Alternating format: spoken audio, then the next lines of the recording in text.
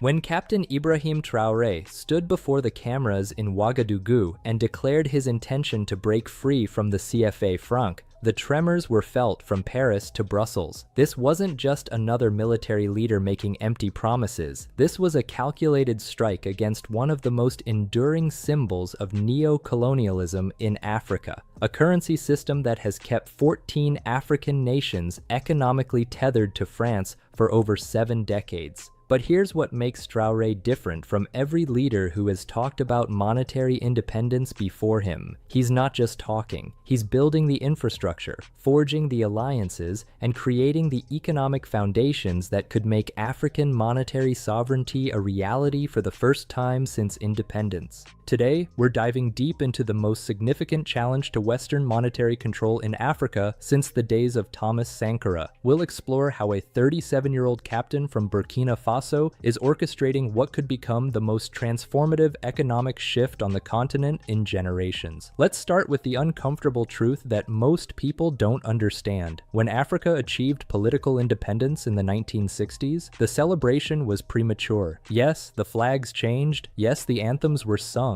But the most powerful chain of control, monetary sovereignty, remained firmly in foreign hands. The CFA franc isn't just a currency, it's a system of economic control so sophisticated that it makes traditional colonialism look crude by comparison. Born from the ashes of French colonial rule, this monetary arrangement has evolved into what many economists describe as the most elegant form of neo-colonialism ever devised. Here's how it works and why it's so devastating. 14 African countries, split between 2 monetary unions, use the CFA franc. These nations cannot print their own money without French approval. They cannot set their own monetary policy. Most shocking of all, they're required to deposit 50% of their foreign currency reserves in the French treasury, earning virtually no interest, while France invests these funds in global markets and keeps the profits. Think about that for a moment. Countries rich in gold, oil, uranium, and diamonds are forced to park half their wealth in French banks, watching France get rich off their resources while they struggle with underdevelopment and poverty.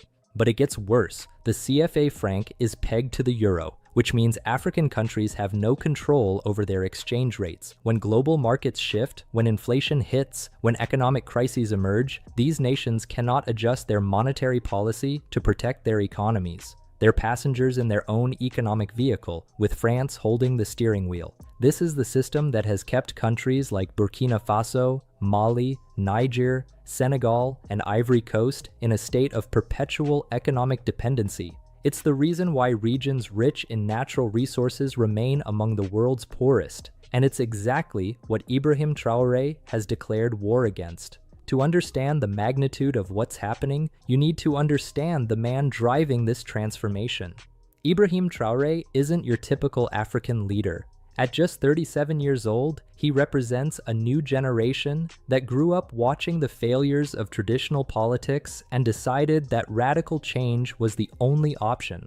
When Traoré came to power through a military coup in September 2022, many observers expected another typical African strongman: big promises, minimal delivery, eventual corruption. What they got instead was something entirely different: a leader who seems to have studied the playbook of Thomas Sankara and updated it for the 21st century. Like Sankara before him, Traoré understands that true independence cannot exist without economic sovereignty. But unlike Sankara, who operated in isolation during the Cold War, Traoré has something his predecessor never had: allies, resources, and a geopolitical environment where challenging Western hegemony is not only possible, but increasingly necessary. Within months of taking power, Traoré began implementing policies that sent shockwaves through the established order. He renationalized gold reserves, making Burkina Faso, Africa's 4th largest gold producer, the primary beneficiary of its own resources rather than foreign mining corporations. He suspended export permits for small-scale private gold production, targeting the illicit trade that has drained billions from African treasuries into foreign pockets. But perhaps most significantly, he began the process that could fundamentally alter the economic landscape of West Africa: the systematic dismantling of the CFA franc system and its replacement with something that serves African interests rather than French ones.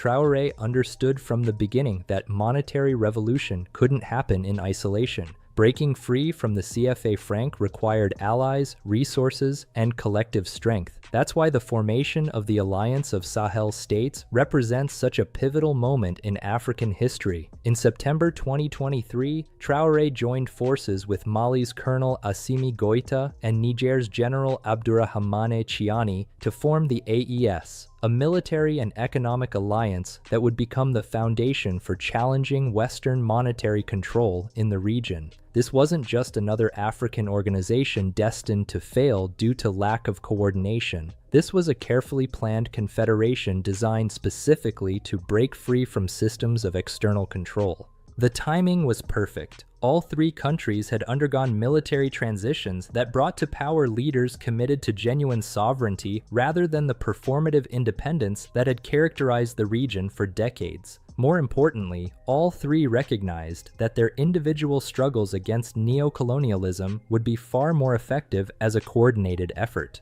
By January 2024, the AES countries had announced their withdrawal from ECOWAS, the Economic Community of West African States, citing the organization's failure to respect their sovereignty and its role in imposing sanctions that served Western rather than African interests. This wasn't just political theater. It was the necessary first step in building independent economic institutions. The establishment of the AES created something that hadn't existed in West Africa since independence, a bloc of countries with the political will, natural resources, and strategic position necessary to challenge the established economic order. Mali brings significant gold reserves and agricultural potential. Niger contributes uranium, essential for global energy production, and strategic geographic positioning. Burkina Faso adds gold production and a population increasingly committed to revolutionary change.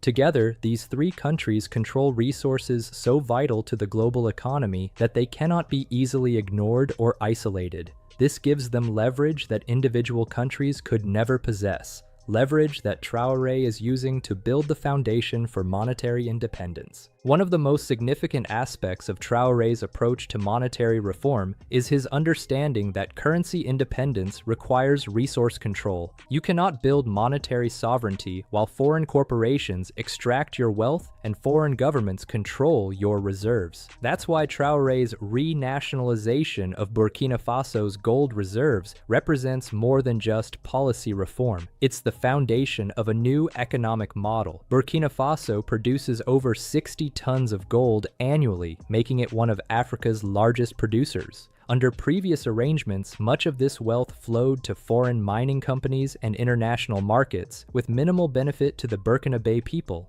Traoré's approach is fundamentally different. By asserting state control over gold production and export, he's ensuring that this wealth can serve as the backing for a new monetary system rather than disappearing into foreign accounts. This isn't just nationalism, it's strategic economic planning. The same principle applies across the AES.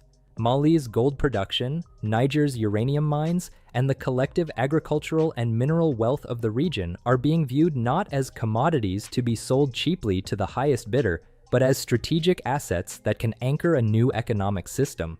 This resource-based approach to monetary reform has precedence in history, from the gold standard that once anchored global currencies to more recent examples like Norway's sovereign wealth fund. The difference is that Traoré and his allies are building this system specifically to serve African interests and break free from systems designed to extract wealth from the continent. The implications are staggering. If successful, this approach could create the first truly African-controlled monetary system since the era of ancient kingdoms. It would demonstrate that Africa doesn't need to choose between poverty and dependency, that there's a third option based on sovereignty, self-determination, and the intelligent use of the continent's incredible natural wealth. What makes Traoré's monetary revolution truly significant is its continental scope. This isn't just about Burkina Faso or even the AES countries. It's about creating a model that could transform economic relationships across Africa. The vision extends far beyond simply replacing the CFA franc. Traoré and his allies are working toward comprehensive economic integration that would include a common currency, free movement of people and goods, and coordinated development policies.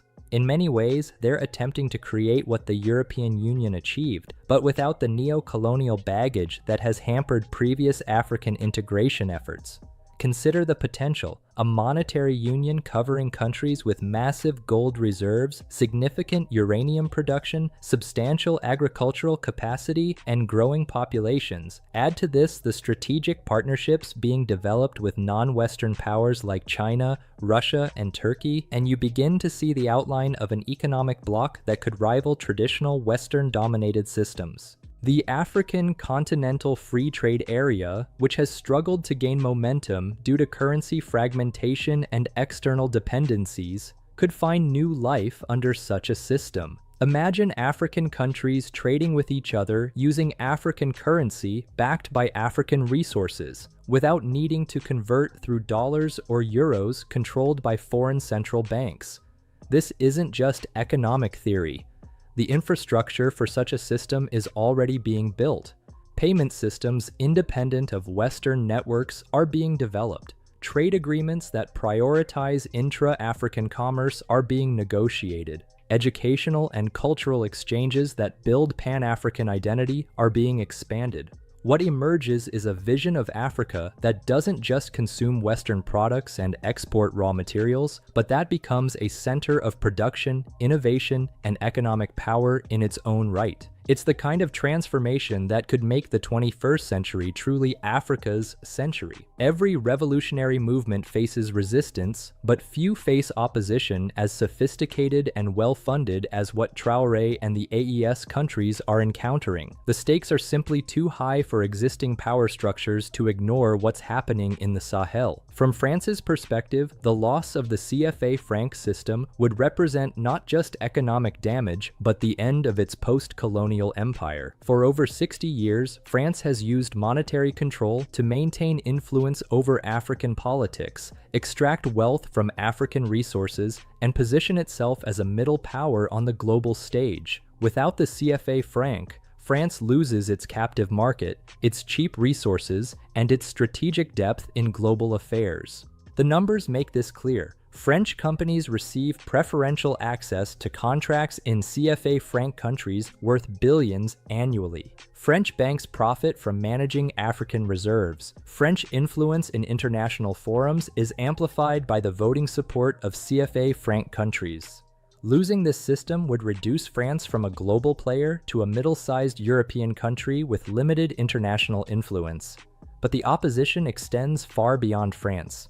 International financial institutions like the IMF and World Bank have built their African strategies around the existing system of dependency. These organizations profit from making loans to countries that cannot control their own monetary policy, ensuring that debt crises become opportunities for imposing structural adjustment programs that open African markets to Western corporations. Multinational corporations that have grown wealthy from extracting African resources at below-market prices see Traoré's resource nationalism as an existential threat. If African countries start demanding fair prices for their gold, uranium, and oil, backed by the leverage of their own monetary system, profit margins across numerous industries will suffer dramatically. Perhaps most dangerously, there are African elites whose wealth and power depend on maintaining the current system. Politicians who have built careers on managing foreign aid, business people who profit from import-export arrangements with former colonial powers, and financial institutions that serve as intermediaries for Western investments all see monetary sovereignty as a threat to their positions. History shows us how such opposition typically manifests: economic warfare through currency manipulation and trade restrictions, political destabilization through support for opposition groups, and in extreme cases, military intervention disguised as humanitarian action or counter-terrorism operations. The assassination of Thomas Sankara in 1987, the destruction of Libya after Muammar Gaddafi's gold dinar proposal, and the economic warfare waged against Zimbabwe after its land reforms provide sobering examples of how far existing power structures will go to prevent African economic independence. Understanding the forces arrayed against his monetary revolution, Traoré has developed a multi-layered strategy designed to build resilience against both economic warfare and political destabilization. This isn't amateur hour. It's sophisticated strategic planning informed by careful study of previous failures and current geopolitical realities. The first layer is alliance building. By creating the AES and gradually expanding it to include like-minded countries, Traoré is ensuring that attacking his monetary system means confronting multiple countries simultaneously. This makes economic warfare more difficult and military intervention far more costly than targeting a single isolated nation. The second layer is resource diversification. Unlike previous attempts at monetary independence that relied on single commodities, the AES countries control multiple strategic resources: gold, uranium, oil, agricultural products, and rare earth minerals provide multiple pillars for monetary backing, making the system more resistant to price manipulation in any single market.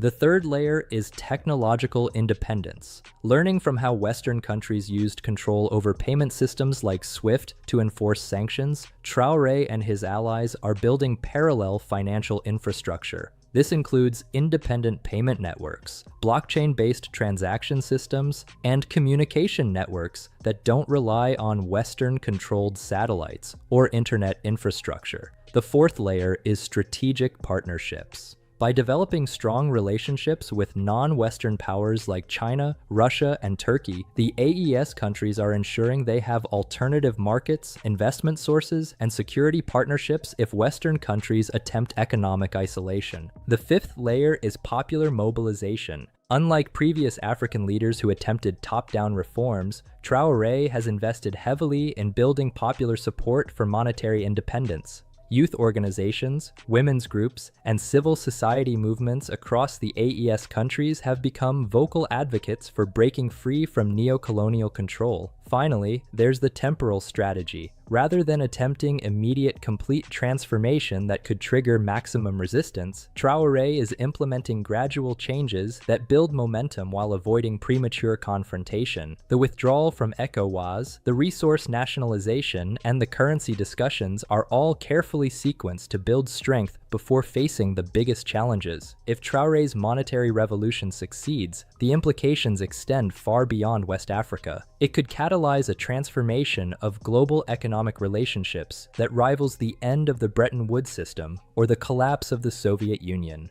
For Africa, success would demonstrate that genuine independence is possible, that the continent doesn't have to choose between poverty and dependency.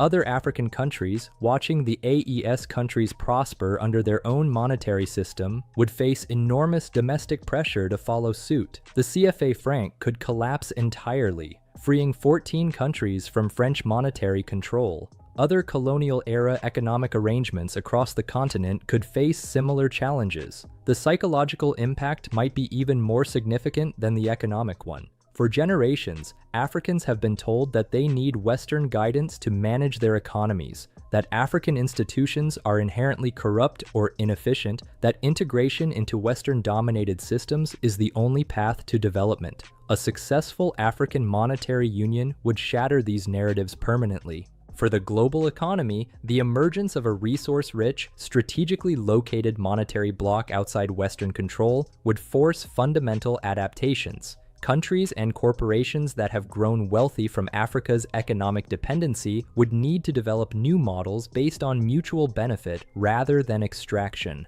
Global financial institutions would face their first serious competitor since the European Union. The geopolitical implications are equally significant. A successful AES would strengthen the multipolar world order that countries like China and Russia are promoting as an alternative to Western hegemony. It would demonstrate that middle powers can successfully challenge established systems, potentially inspiring similar movements in Latin America, Asia, and other regions. For Western countries, particularly France, the success of Traoré's revolution would require fundamental strategic readjustments. France would need to develop new relationships with Africa based on equality rather than control. The European Union would lose its privileged access to African resources and markets. The United States would face a more complex African political landscape where countries have genuine alternatives to Western partnerships. Despite the strategic planning and alliance building, Traoré's monetary revolution faces significant challenges that could derail the entire project. Understanding these vulnerabilities is crucial for assessing the likelihood of success.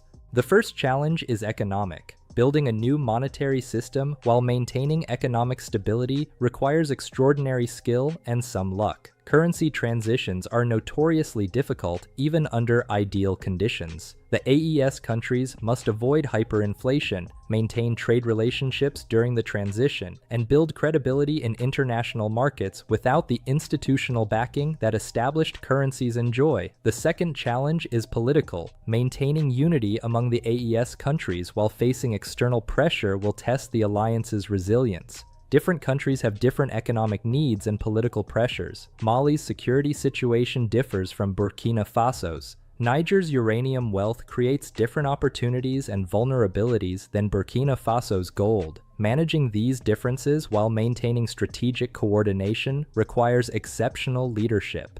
The third challenge is security. The Sahel region faces ongoing challenges from various armed groups, some of which may be receiving support from countries opposed to the AES project. Security instability could undermine confidence in the new monetary system and provide pretexts for international intervention. The fourth challenge is technological. Building independent financial infrastructure requires significant technical expertise and substantial investment. Cyber attacks on payment systems, communication networks, or government databases could disrupt the transition to monetary independence. The fifth challenge is demographic. While youth support for Traoré's revolution is strong, older populations who lived through previous periods of instability may be more skeptical of radical changes. Building sustained popular support across all demographic groups will be essential for long-term success.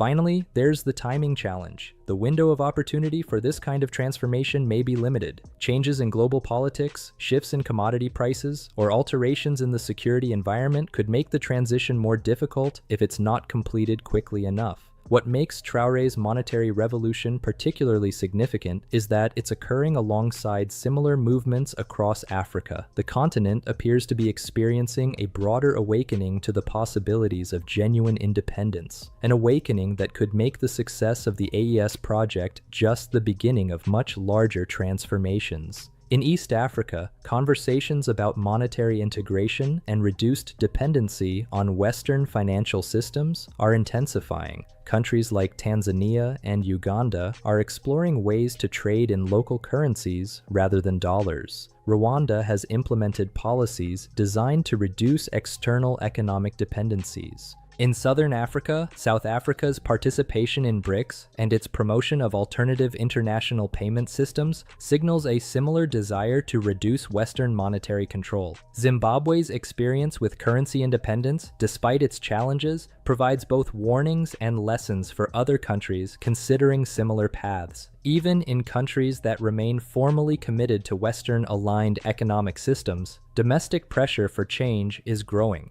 Youth movements across the continent are increasingly questioning why African countries should remain dependent on former colonial powers for basic economic functions. The rise of Pan-African consciousness among young people, facilitated by social media and increased continental connectivity, is creating popular pressure for the kind of integration that political leaders have promised but rarely delivered. Traoré's success could transform this consciousness into concrete political demand for change across the continent. International developments are also creating opportunities. The global shift toward multipolarity, the emergence of alternative international institutions, and the declining relative power of traditional Western hegemony create space for African independence movements that might have been impossible during the Cold War or the immediate post-Cold War period. Traoré's approach shows clear evidence of learning from the failures of previous African leaders who attempted similar transformations.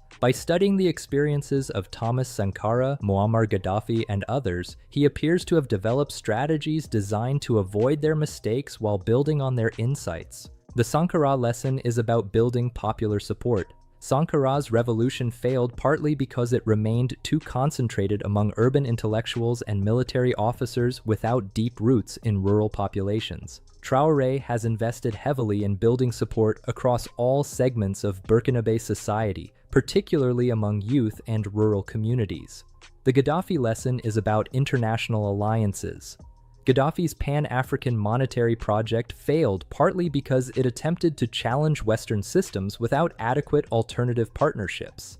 Traoré has prioritized building relationships with non-Western powers before fully confronting Western institutions. The Zimbabwe lesson is about gradual implementation. Zimbabwe's land reforms and currency changes, while justified, were implemented too quickly and without adequate preparation, leading to economic chaos that undermined their political goals. Traoré appears committed to more gradual, carefully planned transitions. The broader lesson from African independence struggles is about the importance of economic foundations. Political independence without economic sovereignty proved to be largely meaningless. Traoré's focus on monetary independence represents an understanding that real independence requires control over economic institutions, not just political ones. We stand at what may be the most significant moment in African economic history since independence. Ibrahim Traoré's monetary revolution represents more than just currency reform. It's a comprehensive challenge to the entire system of neo-colonial control that has kept Africa dependent for generations. The success or failure of this project will determine whether the 21st century becomes Africa's century or whether the continent remains trapped in relationships designed during the colonial era. The stakes could not be higher, and the implications extend far beyond the borders of Burkina Faso, Mali, and Niger. What makes this moment particularly significant is that for the first time since independence, the conditions exist for genuine African economic sovereignty. The geopolitical environment is favorable, the resources are available, the leadership is committed, and the popular support is building. Previous generations of African leaders could only dream of the opportunities that exist today, but dreams require action, and action requires support. The success of Traoré's revolution will depend not just on the strategic brilliance of its architects, but on the willingness of Africans across the continent to support genuine independence even when it requires sacrifice and struggle. The question facing every African today is simple. Do we want genuine independence, or are we comfortable with the performative independence that has characterized the continent since the 1960s? Do we want to control our economic destiny, or are we willing to remain dependent on systems designed to extract our wealth? Ibrahim Traoré has provided an answer through his actions. He has shown that African monetary sovereignty is not just possible, but achievable with proper planning, strategic alliances, and unwavering commitment to genuine independence. The rest of us now face a choice. We can support this revolutionary project and help build the Africa that our ancestors dreamed of, or we can remain passive observers as others determine our economic future. History will judge us by the choice we make, and history is watching. This is the kind of story that mainstream media won't tell you. The story of genuine African independence movements that threaten established power structures. If you found this analysis valuable, show your support by liking this video and sharing it with others who need to understand what's really happening in Africa. Subscribe to our channel for more in-depth analysis of African politics, economics, and the movements that are reshaping our continent. Ring that notification bell so you never miss our latest content. Most importantly, join the conversation in the comments. What do you think about Traoré's monetary revolution? Do you believe it can succeed? What would success mean for your country and for Africa as a whole? The future of African independence may well depend on how many people understand and support projects like this one. By watching, sharing, and engaging with this content, you're not just consuming information, you're participating in the continental awakening that could transform Africa forever. Until next time, stay informed, stay engaged, and remember, the Africa our ancestors dreamed of is still possible if we have the courage to build it.